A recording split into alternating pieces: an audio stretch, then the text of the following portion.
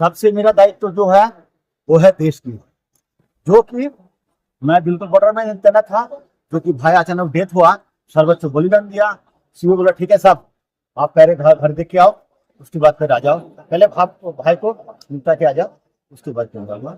मेरा सर्वोच्च हमेशा क्या है, मेरा देश है, सबसे पहले मेरा देश है, उसके बाद मेरा परिवार है।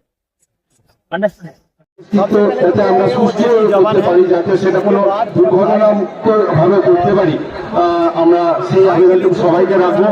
আমরা সকলে আবেগপ্রবণ, তার প্রতি আমরা একাধারে আমরা প্রচন্ড গর্বিত যে তিনি আমাদের পাথরঘাটের তথা নদীয়া জেলার মানুষ তথা পশ্চিমবঙ্গ তথা সারা ভারতকে উনি গর্বমুখর করেছেন। আমরা তার কীর্তিতে অত্যন্ত গর্বিত যে তিনি দেশের জন্য চূড়ান্ত বলিদান দিয়েছেন এবং তিনি সারা জীবন যা কাজ করেছেন তাতে এলাকাবাসীর কাছে এবং অসংখ্য ভারতবাসীর কাছে উনি অনুপ্রেরণা হয়ে থাকবেন।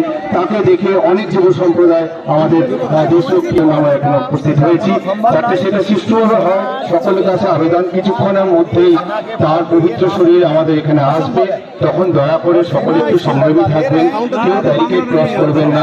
ব্যারিকেডটা অলরেডি কিছু কিছু জায়গায় একটু লড়ে গেছে, হেলে গেছে, আপনারা একটু সংযমী থাকবেন।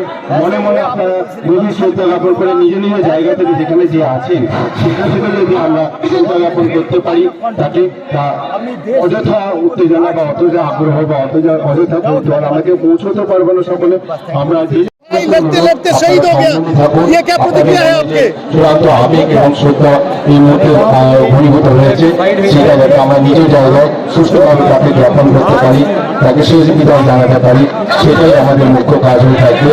আপনারা অযথা কেউ আমরা কৌতূহল প্রকাশ করে ব্যারিকেড অতিক্রম করবো না, বাস অতিক্রম করবো না। আমরা সংগ্রামী থেকে তাকে আমরা শেষ বিদায় জানাবো।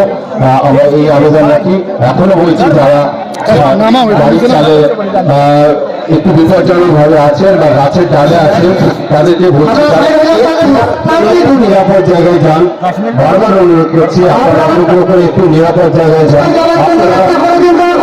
দম আছে, ইন্ডিয়ান আর্মি ধর্ম, হিন্দু মুসলিম শিখ ইসাই সব মিলে আমরা বসে আছি বর্ডারে, আপনারা শান্তিতে থাকেন।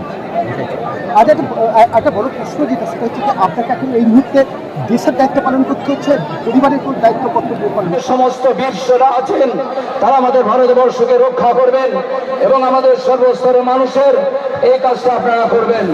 আমরা আপনাদের সকলকে এবং বীর শহীদের প্রতি আমি তাকে বিনম্র শ্রদ্ধা এবং সালাম জানিয়ে আমার এই সংক্ষিপ্ত আলোচনা আমি এখানে শেষ করি।